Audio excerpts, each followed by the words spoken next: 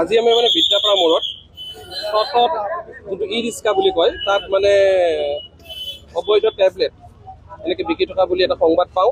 সংবাদৰ ভিত্তিত আমি AS17ER 8529 এইখন ই ৰিক্সা আমি চাৰ্চ কৰোঁ।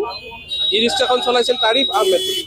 তাৰিফ আহমেদৰ যেতিয়া আমি চাৰ্চ কৰোঁ ই ৰিক্সাখন, তেতিয়া আমি 132টা 132টা কি পাওঁ 5 স্পেচ প্লাছ কেপচুল পাওঁ আৰু সেইখিনিৰ ৱেট হ'ল 135.12। ই ৰিক্সাখন জব্দ কৰা হৈছে আৰু আমি কেছ 700 টকা পাইছোঁ আৰু মোবাইল ফোন জব্দ কৰা হৈছে। আমাৰ তাৰিক আহমেদ বোলা একজনক ধৰা হৈছে।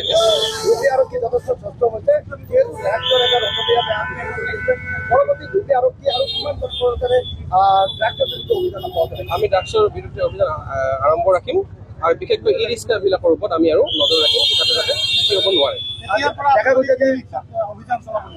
হয়, ই ৰিক্সাৰ অভিযান চলাম আমি। আৰু এটা বস্তু দীৰ্ঘদিনীয়া এটা দাবী আছে, ধুবুৰী ৰাইজে অভিযোগ কৰি আছে যে ই ৰিক্সাৰ চালকসকলে মেক্সিমামে তেওঁলোকে ড্ৰাগছ সেৱন কৰি মানে ই ৰিক্সা চলায়। এই ক্ষেত্ৰত যাত্ৰীসকলৰ কিন্তু সুৰক্ষিত নহয়। এই ক্ষেত্ৰত আৰক্ষী প্ৰশাসনে কিবা ব্যৱস্থা গ্ৰহণ কৰিব?